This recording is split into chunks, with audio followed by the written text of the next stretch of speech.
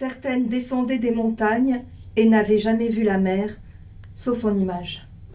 Certaines étaient filles de pêcheurs et elles avaient toujours vécu sur le rivage. Parfois, l'océan nous avait pris un frère, un père ou un fiancé. Parfois, une personne que nous aimions s'était jetée à l'eau par un triste matin pour nager vers le large. Et il était temps pour nous, à présent, de partir à notre tour. Sur le bateau, la première chose que nous avons faite, c'est comparer le portrait de nos fiancés. Certains étaient photographiés sur le trottoir, devant une maison en bois au toit pointu, à la pelouse impeccable, enclose derrière une barrière de piquet blanc. D'autres, dans l'allée du garage, appuyés contre une Ford T.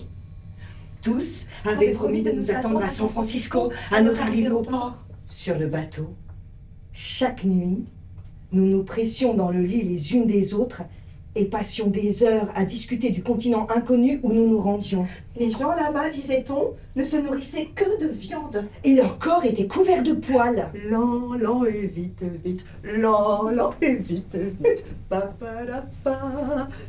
Parfois, nous nous surprenions à dire des choses que nous n'avions jamais confiées à personne. Et une fois commencé, il était impossible de s'arrêter. Et d'autres fois, nous nous taisions et restions simplement enlacés jusqu'à l'aube.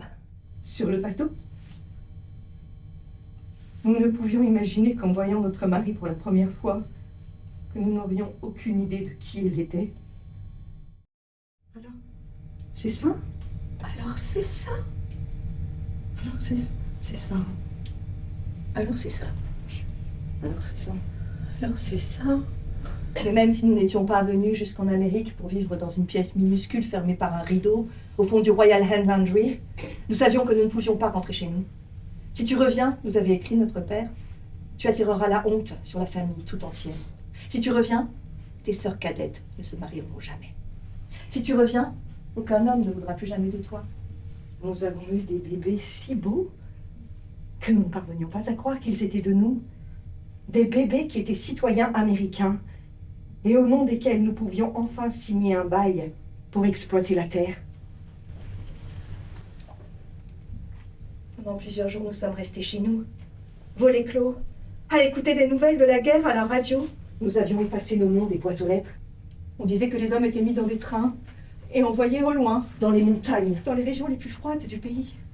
On disait qu'ils collaboraient avec l'ennemi et seraient expulsés dans les jours à venir. On disait qu'ils avaient été fusillés. Oh.